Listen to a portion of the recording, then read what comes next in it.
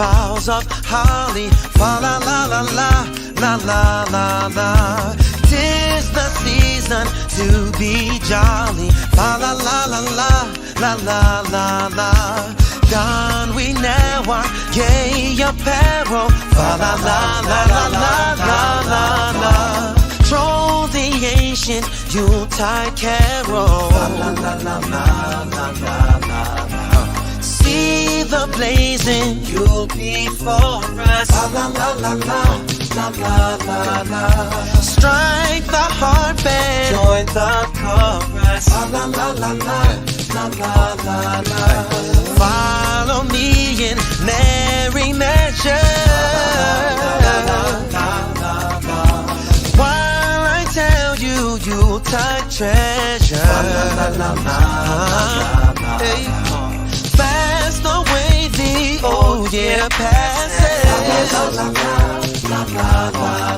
Oh, hail the new year, lads and lasses. Oh, sing we joyous all together. Alrighty, good morning. We're Here back. we're back. Because it don't stop. Just because it's Thanksgiving, Turkey Day, stuffing, cranberry, macaroni and cheese. I'm not going to let that slug us down. Not at all. No.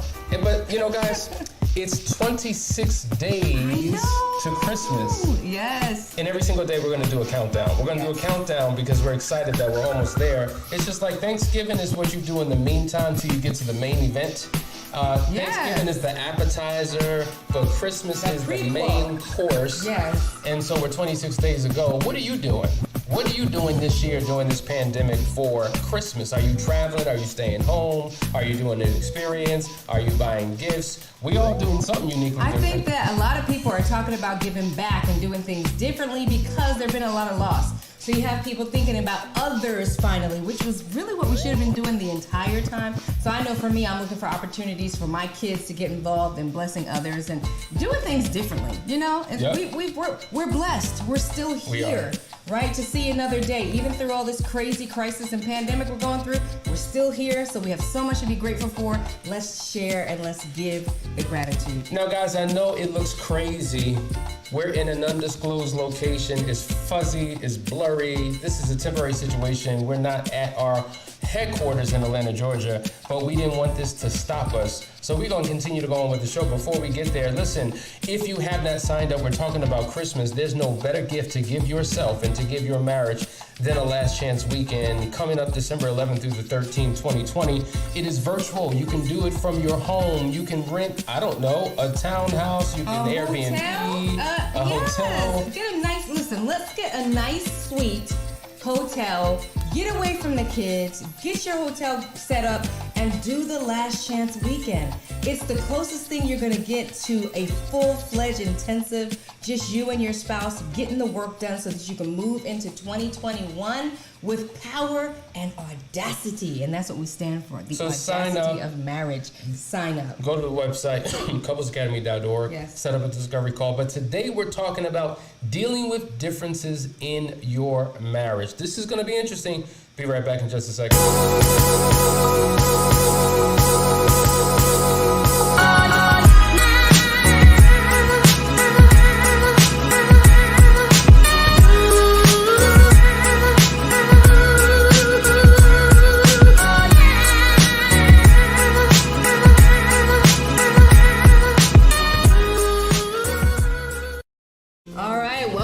Everybody, we just want to welcome everybody and say hey to Vashawn, Yashana, Michelle, and Letitia, Timothy, good to see you, DD, Rachel, you're always in the cut, girl, Jaguar, hey Tanya, good to see you, JD, hello, what's going on, JD, you know we're here for you, Steven, welcome, Mamana, I haven't seen that name before, but welcome to everybody, hey Kazia, I see you, hey Dejan, welcome everybody, hi Clarence. Listen, we really appreciate you guys for tuning in every day. We want to make sure that this gets out to as many people as we can, so just make sure that you like, share, and subscribe. And if you didn't get the notification and you only found out because somebody said, hey, they're on, hit the bell. Just ding it, ding, ding the bell, and guess what? Every time we go live, you'll get a notification and you can join us and you won't miss a beat.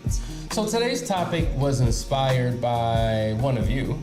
Oftentimes we like to listen to the audience, we like to listen to our clients, and I got a text regarding a difference of opinion, a difference of viewpoints and perspectives, and oftentimes that can get in the midst of a relationship. And in this particular case, it was a parent to a child, so there's dissension in the home because of who one chose to vote for in this last election. Oh, gosh. And when you have different political views inside the same house, it can cause a rift, it can cause a schism, a divide, whatever the term is.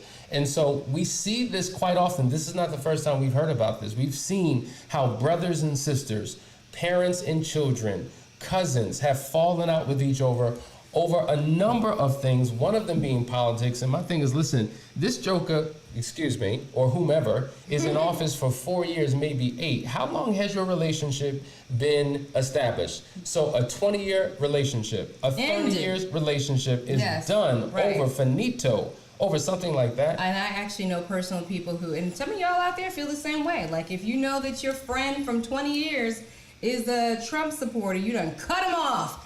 Difference of opinion. You know, there was a time when we could have a difference in opinion and actually have a conversation and agree to disagree or just see different point of views or all. Now that's kind of gone to the side, and it's like, if you're not on this team, you're out. And That's right. We are enemies, and we got to shift that. We got to shift that. And it just got me thinking, typically speaking, the reason why 95% of the couples who come to us are coming, either it's some type of crisis situation because of a betrayal or unresolved issues based upon differences that they can't, resolve. One of the key skills in a relationship is conflict resolution. Yeah. And so conflict is nothing more than two people in the same space at the same time with two opposing views that they can't seem to resolve. And we've seen all types of people really experience a marital death.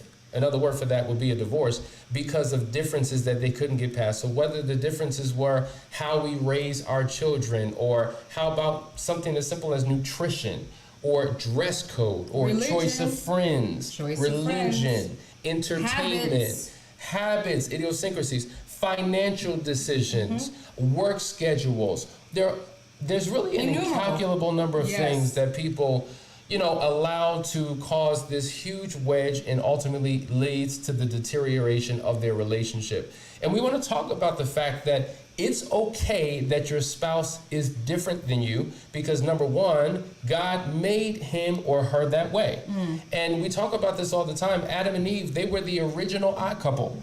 If they were just alike, if they thought alike, if they experienced life the same, perceived life the same way, then one of them would be obsolete. So you need the difference that your partner brings into the mix, because it enhances, or should enhance, the relationship. I think it's very interesting how the very thing that attracted us into a relationship tends to be the thing that now we are on opposite sides of the spectrum about, and we are divided. So something that you thought was sexy and cute, now you can't stand it and you want that person to change, and that's the big issue. But there are circumstances too where, habits that we pick up along the way, or maybe had the whole time that you overlooked in the beginning, could be something detrimental to your health. Think about like a chain smoker or something like that, and wanting that person to stop for 17 years. So there are some valid reasons why people do want somebody to stop doing something. I think it's about how do we maneuver those situations, because to Hassan's point, we are different. We have different perspectives, and when we become one, a part of us still wants to maintain some level of autonomy, and individuality, because we have our own purpose as well. So we have to figure out how to manage those different issues. And I think that's the key right there, right? So you're two separate individuals coming into a marriage and taking on a new identity. It's the team of we, but the team of we does not dismiss or devalue me, because I'm still an individual. Yeah. And here's the thing, my individuality, my self-expression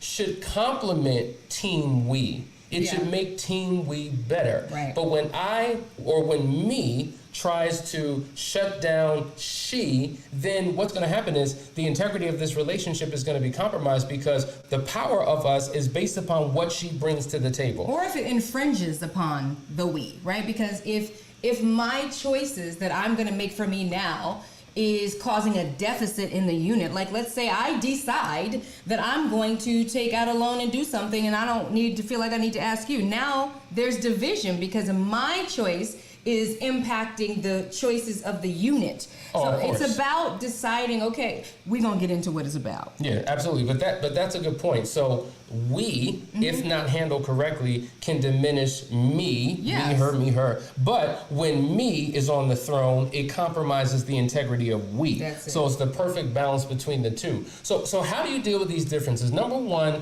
make a choice, make a decision. You made a decision when you said I do. You knew about their quirks, you knew about their differences, you knew about their idiosyncrasies, you knew about their faults, their flaws, you knew about all that stuff. And you probably thought, I'm gonna fix that later. And that's a part of the problem. I see it now, but later on, we're gonna get rid of that. I remember that I had the same thought about these glasses that Hassan used to wear back in the day. First of all, wait a minute. Whoa, wait. I did wear glasses, and I thought they were fashionable because I didn't need glasses at the time. It's not like I you needed. didn't? No, I need glasses now. Oh. But back in the day, it was more of a fashion You know, statement. I never knew that. I actually thought that you needed glasses back then. You didn't know me. I hated those glasses. Like those Hucklebuckle shoes you used to wear back in the day when I first met you.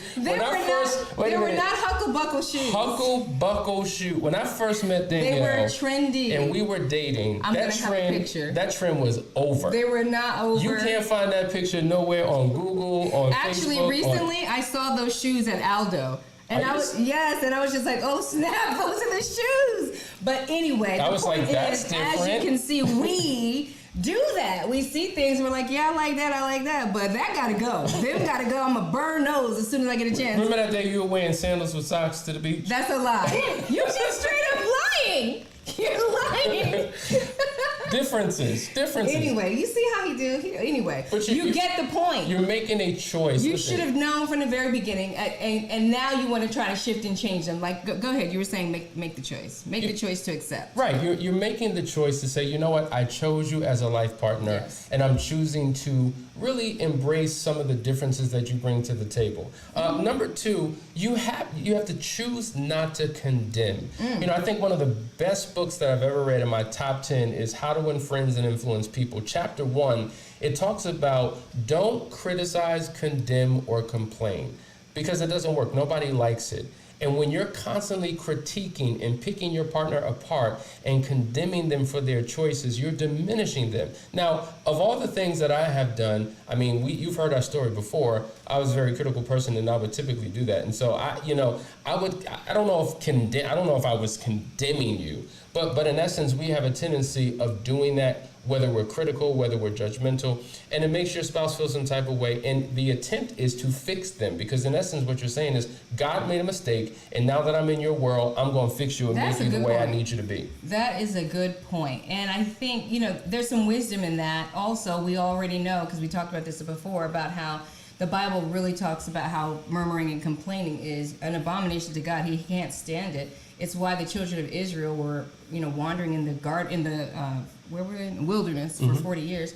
And it actually affects your brain. So the more you murmur and complain, it actually keeps you from being able to solve problems. Isn't that crazy? Yeah. Like, it makes it difficult for you to solve the issues in your life. So don't murmur, don't complain. Get to a place where you can move to resolving. Absolutely. And the reality is, when you're condemning your partner, you got to realize, wait a minute, you're looking at the speck in somebody else's eye, but you do have a plank in your own. Whoa, that's what happens. I mean, first of all, it's all of us. Like, nobody gets to really escape that truth, that there's a plank in your own eye when you're complaining. And so that's why this is a big issue. And this is what shuts couples down. That you think you're going to complain to me about my issues when I see all your issues over here. That's why it just doesn't work. There's so much wisdom in just not complaining. Unless you're complaining to God, because he will listen and he'll make changes. See, that's the difference. When you go into your prayer closet and complain, that's completely legal. Yeah, absolutely. Without a doubt. The next thing you need to do to deal with these differences, ask for forgiveness. Like, real talk, if you've been that critical individual who's always pointing something out, who always has a problem with, who always tries to somehow think that this difference is an abomination to the relationship, and you've been going in on your partner or just nagging and complaining, ask for forgiveness, make it right. You know, because if you come into this level of awareness to realize, wait a minute, differences aren't a bad thing, they're actually good, they actually enhance things, and you don't take the time to acknowledge what you have done and the potential damage that you've caused, then it can cause a problem. And it's a simple course correct. It's acknowledging, it's asking for forgiveness, it's repenting, which is turning around, going in an opposite direction, and choosing to do something different. Very good. Frida has a comment. She says, how do you solve problems without stating the complaint? Good point.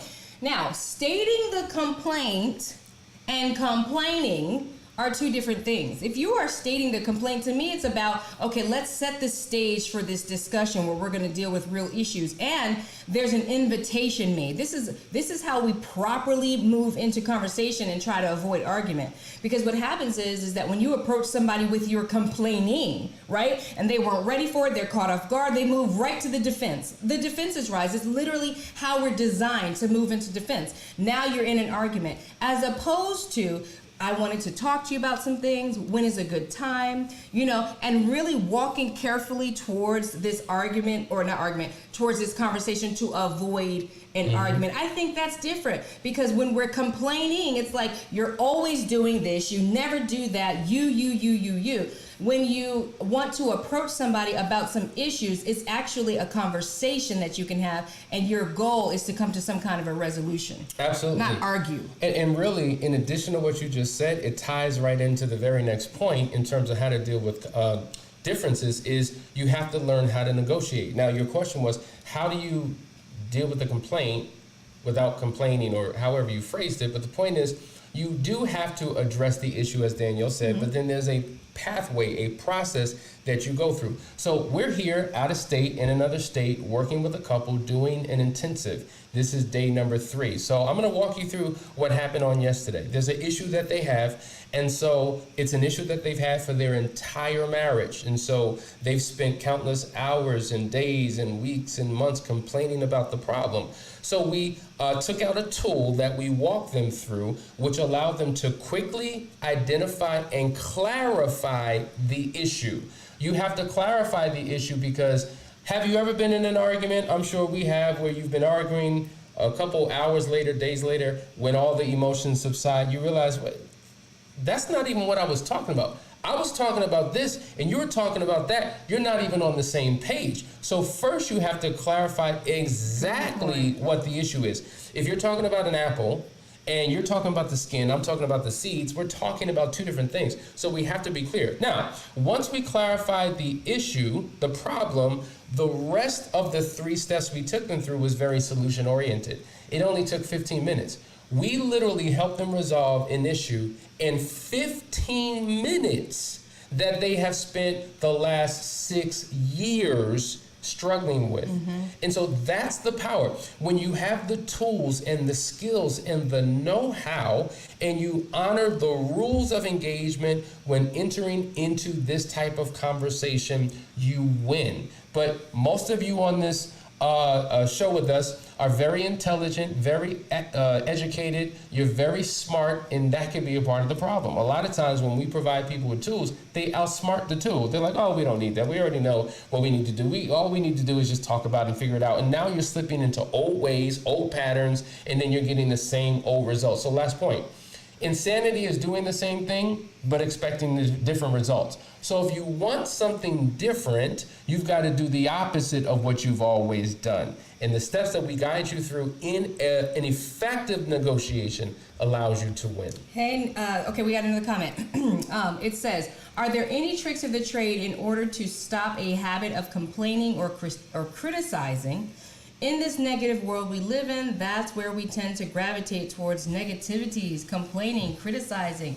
I don't want to do that to anyone I care about. I want to build people up. And you know, the truth is that there's a lot of people that gain a lot from criticizing. It's just, there's a reward. Everything that we do it for reward, right? So if me criticizing you somehow makes me feel better, then I'm going to do that. So it's really about that person understanding that fact that you're benefiting in some way. If it's you that wants to avoid critique, then you're in the power player seat. Like, you can avoid that by understanding the power of your words. The Bible says that you will give an account for every single word you say. Think about that. The fact that one day I'm going to have to give account for every word. So when you think about that, and then you think about the power of your words to actually manifest and create blessings in your life, and the power of your words to tear down and destroy somebody just through your words, that's power. Yeah. That would make anybody in their right mind, to me, not want to use them for harm. But you have people out there that do. Yeah, I think your point about benefiting is a good point, because sometimes we tear other people down so that we can feel good about ourselves. And then you got to check your motive. Why am I really critiquing? Do I look through a critical lens, period? Right. And I see the fault, the flaw, the issues in everything? Am I criticizing because I genuinely have a care for somebody else and I don't want them to turn down the wrong path and I want to make them better? Am I criticizing because I want them to be more like me? So yeah, you got to check your heart, because how you're benefiting from it may not be benefiting you ultimately, and certainly not that relationship. Yeah, because it's running people away. Absolutely. People don't want to be around a critical person. They just don't. So now you're finding yourself lonely and people leaving your life because of this. And sometimes people just need to be made aware. This is how you're presenting yourself. And for some, that's enough to make them want to change. Frida also says, a friend finds it very challenging to deal with his wife's quirky personality. He says it's embarrassing and off-putting at times. He knew it before the marriage and says it has peaked. In other words, how do you deal with these quirky personalities when we're talking about differences in the marriage? And see, to me, that's the thing. It's like these differences in personalities. The person was like that when they came in the marriage, and now you want them to change. I think it's two things. I don't feel like just because this is who I am, I get to stay that way. Like, well, I am who I am, and that's it, and you need to deal with it. I think that throughout the course of our lives, all of us should be developing and becoming better versions of ourselves. So regarding that quirky personality, if that quirky personality that she has is a stumbling block in some way, is hindering her life in some way, is actually doing something wrong, I think that's something that she should work on. But if it's just a personality style, she's a bubbly person, she's a happy person, I think differences of personalities have to be dealt with. Yeah. I'm never going to be able to, Hassani and I have such different personalities. He's a more serious person. I'm crazy and off the chain a little bit. I'm not going to make him be me. He's not going to make me be him. And I think there's some honoring that has to take place when it comes to our spouse's personality. For me, learning the Enneagram personality typing system was a huge help, because it allowed me to get a deeper understanding about Hassani's personality, and not necessarily what he does, but more so why he does what he does. And same with me. That understanding helped me to empathize and just allow him to be, right? And I think we've said this before, but it bears repeating. The differences that you two have in a relationship actually could be more of a benefit than you may wonder. If you're exactly alike, like, there may be nothing stopping you if you're going too far. Think about this. Think about a car. You're driving in a car, you have the gas pedal, you have the brake, right? Imagine if you had no brake. Well, eventually you're going to crash because all you have is a gas pedal. Imagine if you had no gas pedal and all you have is a brake. You don't go anywhere. So you need the differences, and you need to figure out how to make them complement and work together so that you can actually take a journey and get from one location to another. And there's certain things in your marriage where your spouse becomes your brake, because that's exactly what you need. You were going too fast. Listen, I see something around the corner. Let's put the brake on that. We need to stop. And then vice versa. And so that is why you need to learn how to appreciate the differences that your spouse has. All right. Facebook user has a powerful comment, I gotta say. Okay. It says, there's a reason why putting words together is called spelling. The root word is spell. Words have power. And that's so true. We got to be careful the words we put on people when we're criticizing and negative. Those things go into us. And that's why you have children that were called names as a child still battling with those words in their minds as adults. Absolutely. The next thing you have to do if you're going to work through these differences is talk about the differences. You know, the Bible says in Isaiah 1:18, it says, come now and let us reason together. And it's important that you can talk about these issues in a safe environment, a non-judgmental zone, because the more you talk about it, the more clarity, the more understanding. And when you're talking about it with a spirit of empathy, seeking to understand, not just be understood, it allows you to come to some place of understanding. You know, when we went through a particular course where we got a chance to learn about each other on a deeper level, I think it gave us a level of empathy and compassion. So some things that we struggle dealing with, we now have more of an understanding and an appreciation for, because we understood the why of certain things. And understanding the why behind the differences is critically important. And that only comes when you have healthy, effective communication to talk through these issues. It's so important, because the why, we all do the same things, you know? We all get angry, we all get sad, we all go through all these emotions, but for different reasons. When you're avoiding, you're doing it for one reason, I'm doing it for another. So this is why we get into these hypocrite battles. Like, you did the same thing, but because in our minds it's for a different reason, somehow we can always justify it. The next point, and we got two more, we're going to wrap this up. Next point, determine to be respectful. Listen, in the midst of the difference, if it's like weighing heavy on you, if you're annoyed and frustrated about it, and you constantly release it and let your partner know when you're nagging and you're doing it, listen, you have to be respectful, because if you coming at me wrong, I just shut down. Like, if you don't tone down, I'm going to tune out. Watch your energy, watch your tone, watch your face, watch your body, watch all of those different things, because you could wind up being off-putting. If you come in a loving way, if you have the right spirit behind you, I'm more open to receive what it is that you have to say. So if you're disrespectful, what you're doing is you're cementing the difference that you don't like into the marriage. Now, last point, and I hope this is helping. I hope this is helping, guys. Learn to accept. Listen, at the end of the day, you may want to fix certain things about your spouse, but there's certain things that you'll never be able to change. And I'm not talking about bad characteristics and bad behavior and just negative things, but I'm talking about the way a person is wired and who God created them to be. You can't do anything about that. And when you understand that, all things begin to change. Now, some of you are familiar, I would imagine most of you are familiar with the Serenity Prayer. Remember the Serenity Prayer? It simply says, God, grant me the serenity to accept the things I cannot change, courage to change the things I can, and the wisdom to know the difference. Oh my God, and that's why they are calling it a prayer, because that's what you're going to need. Because I'm hearing folks in the back of my mind say, well, what if I'm doing all that, right? What if I'm being respectful? What if I am accepting? What if I'm literally walking on eggshells? And no matter what I say, how I say it or do it, the person still doesn't understand where I'm coming from. We still are mixing signals. That's when it's time to pick up the phone and call Couples Academy for your free 15-minute discovery call. No joke. Okay? Absolutely. Not even a selfish plug. Like, no joke. Because sometimes we get to these impasses in our relationship and we are so frustrated. And honestly, it's the one thing that we zoom in on, right? We zoom in on those little idiosyncrasies, and that little thing is what could tear the whole relationship apart, when there's actually a lot of good stuff. You've got some great seeds planted otherwise. There are other really great areas of your marriage, but this one piece, this communication piece, you just can't seem to speak the same language, see eye to eye, get through whatever conflict.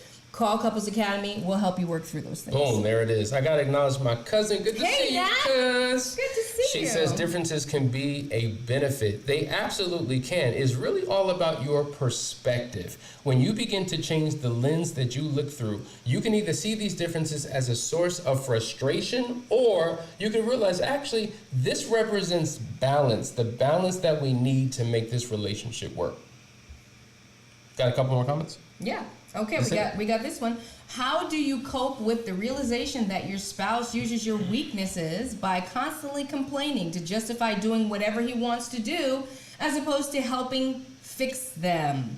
I mean, that just goes back to somebody being stuck and complacent in their way. We do this in relationships. We look at our spouse's weaknesses. Well, she'll always forgive me, or he'll always forgive me, or he typically does this, so I'll just chill and do that and wait for him to come around. All these things that we do in relationships It's a battle. It's almost like a battle of the sexes. That's why you need to reach out and get somebody to help mediate, because sometimes it's at a point where no matter what you say, your spouse is just not going to hear it from you. That's real talk. That's what mediation is for. That is real talk. Even though we try to get you to a point where you do recognize and understand that at some points your spouse is going to have to be your teacher. We have to learn from one another, because most of the situations that you encounter, they were the witness. They see you 360 degrees around. They're the closest ones to you. So when you get to an impasse in your relationship, it's time to call in some support. Call couplesacademy.org. Call us. Or log Call on to us. couplesacademy.org. 678-200-8996. You can go to the website at couplesacademy.org. These are the places where you can go to get the help that you need. Listen, just a couple quick announcements, and we'll be right back after this brief message.